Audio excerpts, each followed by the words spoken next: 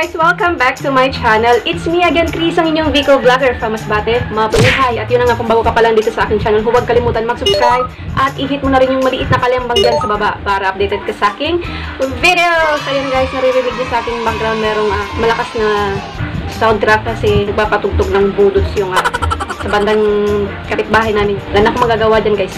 Minsan kung ang maririnig nyo sa aking background, tinawak ng manok, tahol ng aso, ngayon naman guys, parang may pesta sa aking background, diba? Ayan na nga guys, itong look natin, ngayon lang ako nakapag-intro, kasi kanina hindi ako nakapag-intro guys. Natapos ko na lahat ng aking makeup, oo. So, ipapakita ko na lang sa inyo kung ano yung ginawa ko sa aking makeup tutorial today and yung mga products na ginamit ko. Yes, maraming nag-request sa akin ito na babasa ko sa mga comments ng mga videos ko kung pwede kong gawin ulit yung si Miss Rita Daniela. So, nagawa ko nga siya ulit ngayon dahil nga gusto kong pagbigyan yung mga viewers ko guys.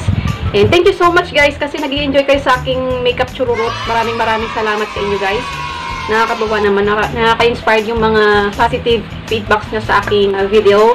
Sana wag po kayong manawa at patuloy kayong sumuporta sa aking video. Thank you so much sa inyo guys. So, sa mga hindi pa po nakakapanood ng aking first tutorial nung kay Miss Rita Daniela, ilalagay ko sa description box ang aking link nung part 1. At syempre, dahil nga idol na idol ko rin si Miss Rita Daniela, alam nyo ba guys, nung binalik ko yung aking makeup chururut, ang naisip ko talagang unang artista na gagayahin ko yung makeup look ay si Miss Rita Daniela. Never ako nagdalawang isip guys. Kahit na wala akong foundation ng skin tone niya, yung mga nakapanood ng part 1 ko, naalala ko yung ginamit ko yung foundation sa aking face is yung concealer guys. Oo, kasi gumamit ako ng medium to dark na concealer para gawin ko siyang foundation sa aking face. Pero ngayon, meron na tayong foundation na match sa color ni Miss Rita Daniela. Yes, finally guys.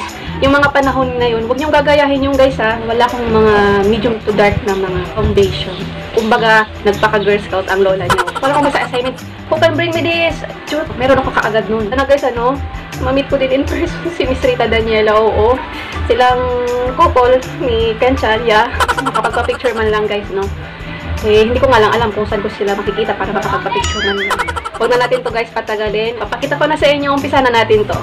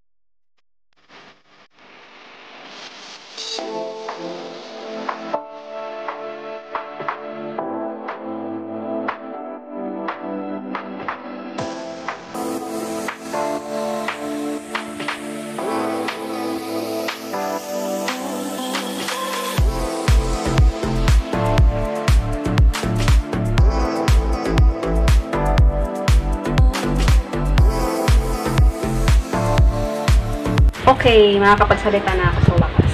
Sa ating eyeshadow, I'm gonna use this mocha. Alam naman natin na si Miss Rita Daniela, pagdating sa eyeshadow is mahilig siya sa mga neutral lang, mga nude. Bago tayo mag-a-apply ng brown shade, very important na maglalagay muna tayo ng ating base sa mata.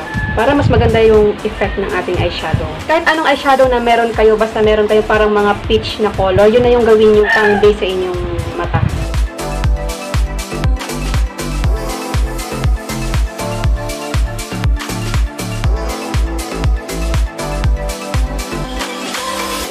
Next sa ating second layer, gagamit tayo ng mga cool tone lang na brown to. And very important na kung anong ginamit nyo doon sa inyong base, huwag nyo gagamit sa inyong second layer kasi magkahalo-halo yung color sa inyong eyes. So, gagamit kayo ng isa pang brush.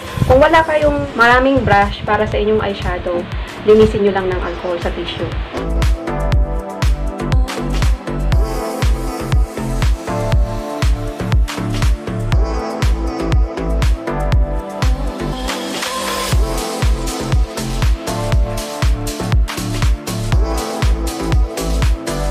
Sa third layer, gagamit ako ng shade na to.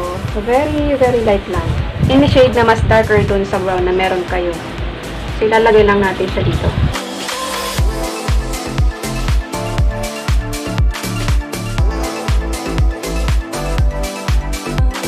Another tip para mas maganda ang ating pag-eyeshadow, maglalagay tayo dito sa ating under eye. So, itong cool tone lang, no?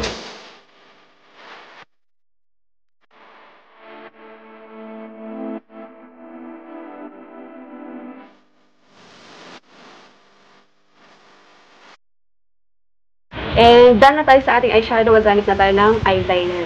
Any eyeliner na meron kayo. So, itong gagamitin ko ay si Smoky by Belle.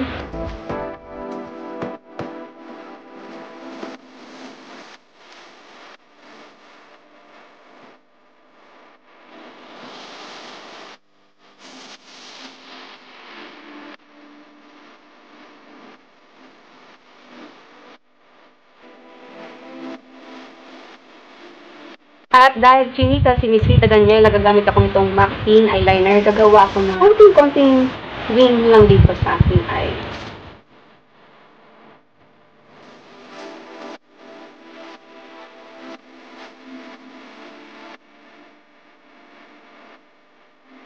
Then yung powder na nilagay natin kanina sa ating under eye, bawal out na natin kasi yung mga sobrang powder ng ating eyeshadow, matanggal natin.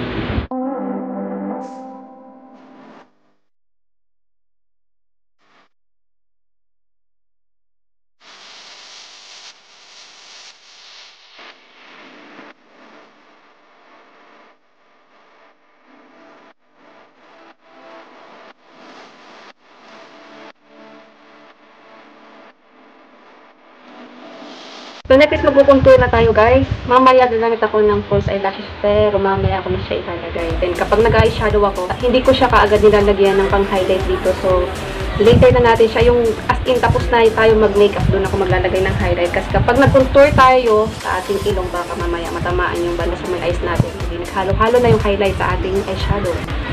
So kung meron kayong pang-contour, or kung wala man kayong pang-contour, yung brown na shade ng inyong eyeshadow, pwedeng pang-contour yan guys. So, paano natin ma-achieve ang ilong ni Miss Rita Daniela? Gayahin nyo kung paano ko gagawin ang aking ilong.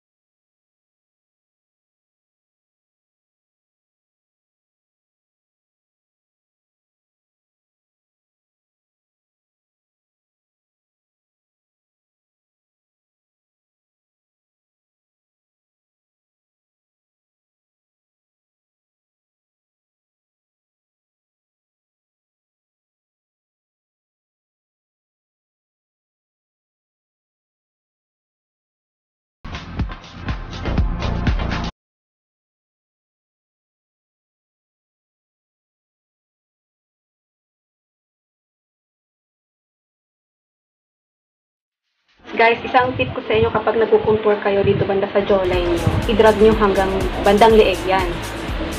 Yung pagbe-blend. Para hindi naman mukha kayong halatang halata na nagkontour sa mukha ninyo guys. No?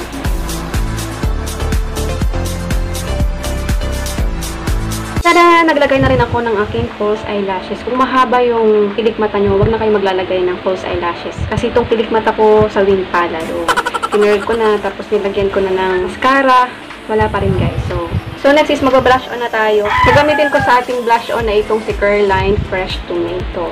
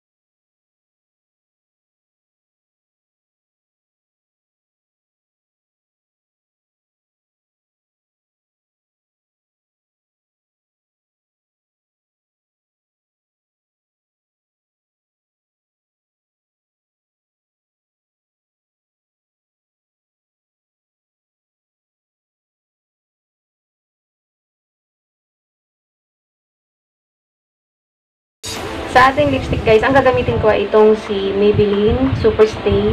Ang shade niya is Amazonian. And itong si Everbelline na lip gloss. Pero bago yan guys, is mag-tutuwa muna ako sa aking lips. Gamit itong lip liner na si Marlon.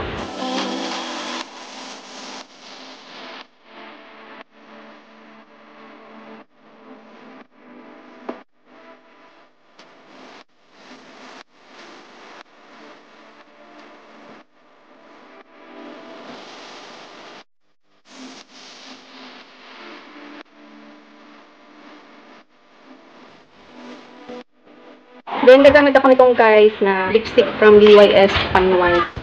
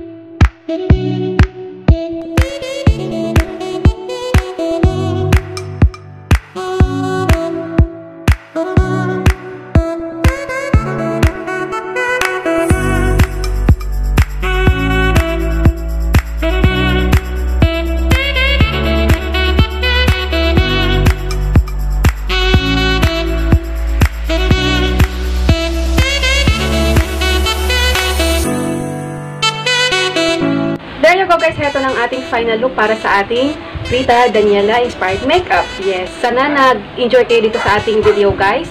Ayan, napakadali lang ma-achieve ang look ni Miss Rita Daniela. Ayan. Kaya na mag-curve yung guys yung bags kasi mahaba na talaga siya, as in lagpas na siya sa mata ko. Ayoko na siyang ikat. Hinahayaan ko na lang siyang humaba ulit. And tinali ko lang siya. Trinay ko naman i-curl yung buhok ko, pero mas mahaba na kasi yung buhok ko sa buhok doon ni Miss Rita Daniela eh. Parang nagmumukha ulit akong si Lina Gomez. Yes, doon sa Inspired Makeup look ko doon. Tinali ko na lang siya. Hope you guys enjoy this video and don't forget to like and share this video at mag-subscribe sa akin channel. Sa mga hindi pa po nakakapag-subscribe, please, sa mga fans po dyan ni Miss Rita Daniela, mag-subscribe na po kayo sa aking channel. And magkita-kita kits ulit tayo guys sa next kong video. Love you all. Bye!